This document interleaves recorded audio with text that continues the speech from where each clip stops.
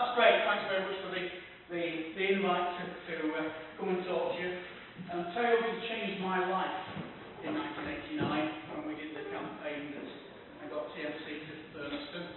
And we used to talk a lot about it in those early days. Less so now. So it's just really good to come back and talk about Toyota and Burniston. But also talk about the new big project that we're working on called Markham Vale, or MEGS, Markham Employment Growth Zone, as the shorthand was a few years ago when we all started. And I want to just look at the processes that got to Burniston and the processes we've been through to develop MEGS, Markham Vale, which is the other really big site up near Chesterfield. So something in South Derbyshire, Burniston, something in the northeast of the county near Chesterfield and Staveley. Two big schemes, I guess, some of the biggest schemes in the country, in terms of jobs, in terms of size, in terms of investment, public investment, but particularly private sector investment. Clive, where's Clive gone? He's gone. Well, Clive was talking all the detail he gave. They were all the reasons why we did Toyota. We did the campaign that got them there. Absolutely amazing, a big surprise to us that we actually pulled it off at the time.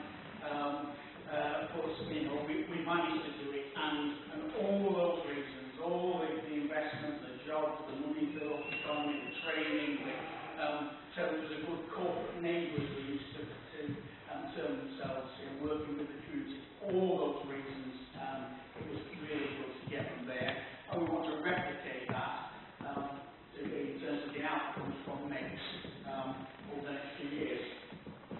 If we look at the two different projects, 1989, somebody knocked on the door. A person from Braxton's Associates, which is part of Touche Ross, and they were doing a site search. We didn't know they were doing a site search for. And they initially approached our City Council, and the City Council did a really good job putting a project bid together, which was all about the site at Burniston. And in the end, we worked on that project bid ourselves, Derby City and South Derbyshire District Council as the local partners. In 1989, we got the decision from Toyota to build the plant at Burniston, and by that, I should say, 1992, not 2002. It took 3 or 4 years to actually see the plant come out of the ground and the cars start rolling off with the line and all the jobs there. We did it for a single user, which is Toyota. It was a great big scheme, as I said, planning departure from the local plan, and so there was potential for public inquiries and all sorts. But what was amazing was the amount of public support for the development of Burniston. And we've seen much the same sort of thing at MEGS. We really started on site, it's taken 10 or 11 years to get there. We started on site this year, and there's about a 10-year time frame to actually see the developments. Multi-user, not just one company there, there'll be a whole range of different users on the site. It was a Coalfield task force back in 1997 that did the review of the decline in the coalfields, and they just did a red line around this area in Derbyshire and said you've got a growth zone there, and yet again that was a massive site, yet again it was a planning departure, yet again it's amazing how much local support, little if any opposition to MEGS from the local community. So lots of similarities between the two. That was Burniston. It was a former airfield, Derby Airfield, and that was the buildings. And we'll come on a few slides later to what it looks like now. We've already seen that in some of 5 slides. Both of them again involved a compulsory purchase order, where the county council led and actually pulled the package of land together. There were 7 major ownerships at Burniston, plus 2 residential properties. There's 160 ownerships involved at Meggs, so a much more complicated deal that we've just been doing at Markham Vale at Meggs than at Burniston. 2 big sites, 600 acres at Burniston, 900 acres at Markham Vale at Meggs, and 2 major road improvements, building the bridge over the A38, A50, nothing like the big junction it is now. It cost us about £8 million, County Council £8 million at Burniston. Major improvements, junction 29A on the M1 and local road improvements, where we've been fortunate to get a local transport plan grant, LTP grant, that has helped. Cost about, and I'm looking at here now, Strategic Director, cost about £15–16 million for the junction. Lots of similarities again.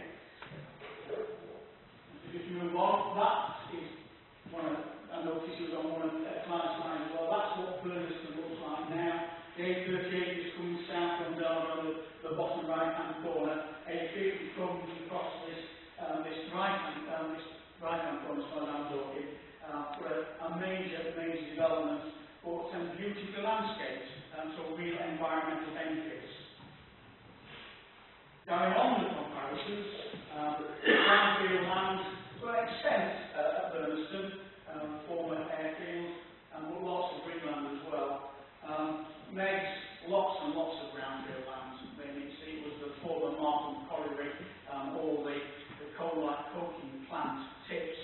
And so there's major reclamation going on at the Markham Vale Meggs site. Total initially said for 3,000 jobs. Clive was talking about 4,000 plus jobs when he was up here.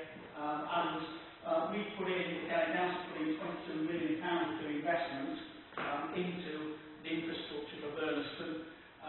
And the deal was that Territory paid us £22 million for it. So we didn't want to make a profit out of Burniston at all, and that was the start of the unique relationship I think we had with TMC, because our profit was the 3,000 local jobs, not the money. We weren't interested in the money.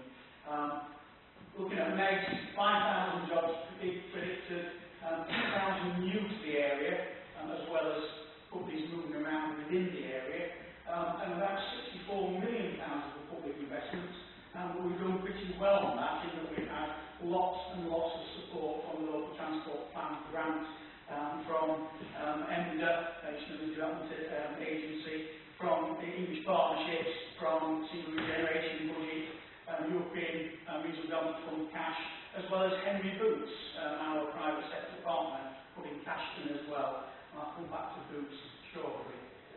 So again, similarities on 2 big projects. This is Meggs as it was, former colliery site, top photograph, looking terrible at the bottom. And I went